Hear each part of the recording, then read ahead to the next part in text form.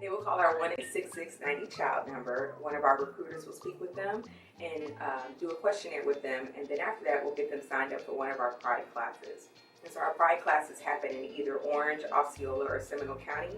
They're either going to be 4 Saturdays or it's going to be an 8-week class. So one of those. We're going to ask you what other adults live in your home, how many bedrooms you have. You have to live in more than a 1-bedroom because the child has to have their own place to sleep, and so well, their own bed and such, and place to put their clothing. We're going to ask you if you have a vehicle. We're going to ask you if you have any criminal history or anything that we need to know about. We'll also ask about your finances. In our system of care, you don't have to be rich to foster or adopt, but we want you to be stable because we don't want our children to come into your home and be a burden on you. So we just want you to be able to have a good time and love on them. You can still call our hotline number and the recruiter will be able to answer any questions that you may have. All of our children that come into foster care have Medicaid, and so you wouldn't have to worry about any of their medical insurance. We also give you a stipend. Now, the stipend is not a whole lot, but it's something to help offset the cost of caring for the children. If you're interested in becoming a foster parent because of a financial gain, then this is not for you. We want you to be in it for our children. That is the goal. We do have some people who call and they think of fostering as a job, and it's not. Yes, you are doing a wonderful thing by loving on these children who are not your own. However, you don't receive a lot of money being a foster parent, so it's really more so just you pouring your heart and soul into this child out of the kindness of your heart. So it's not a financial gain whatsoever. Most people who want to be foster parents just have that love, and it's almost like a calling where they say, you know what, I want to help a child who's been abused, neglected, or abandoned due to no fault of their own.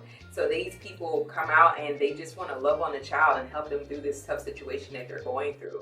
So their motivation is just knowing that even if it's for a week or 6 months or longer, they're playing a significant role and have an impact on that child's life. That means the world to our foster parents. Some of the criminal history, for example, if someone had, let's say, a DUI within the past 5 years, that is an automatic disqualifier. Certain felonies and things of that nature.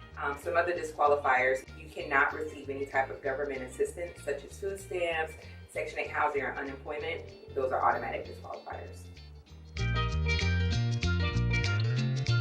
So the supports that foster parents receive, you have a foster parent advocate, we have the Foundation for Foster Children that work alongside of our foster parents to help them along the way. So you're working with like-minded people who are experiencing some of the same things that you are. If you have a child that may have some certain difficulties or maybe need to be involved in certain types of activities like soccer, maybe there's another foster parent that can say, hey, you know, I can recommend this person to you because they were really helpful for me. So they're a great support system because they get it. They're doing it just like you.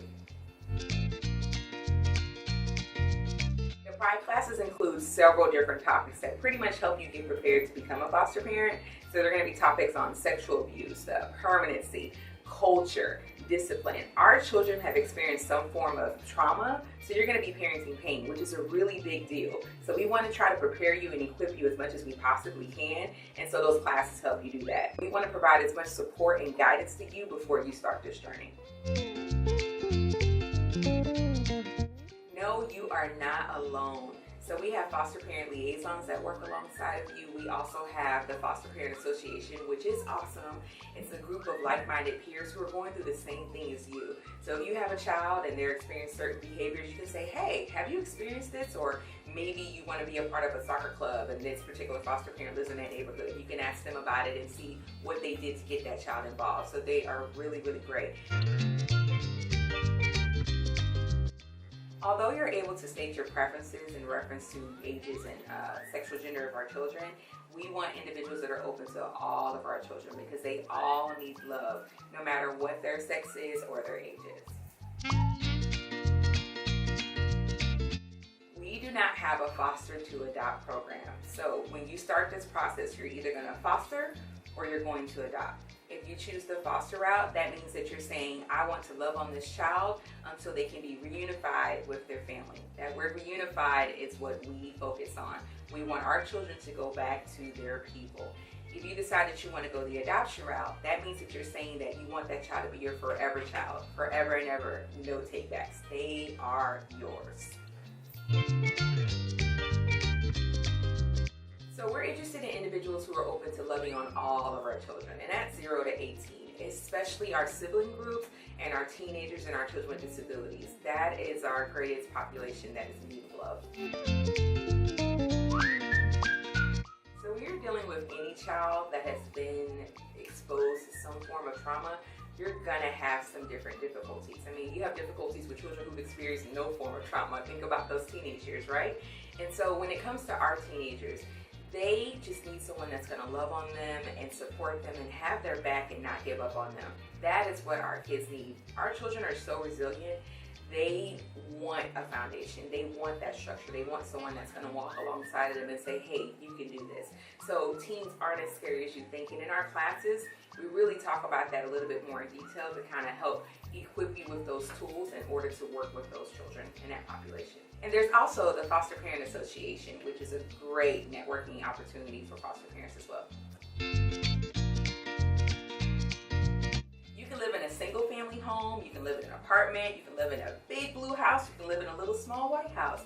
We are open to whatever home that you live in. What we look for is that our children have their own place to sleep and a place to put their clothing so that they feel like it's their home as well.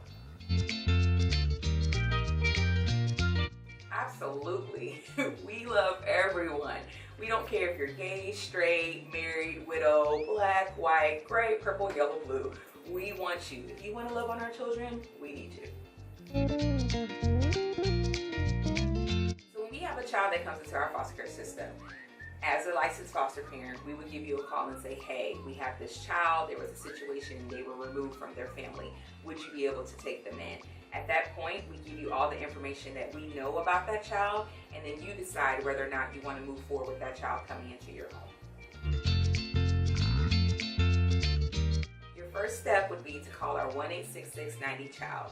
You will speak to one of our recruiters, and our recruiters will get you signed up for an upcoming Pride class. That is your very first step into starting this wonderful journey called fostering.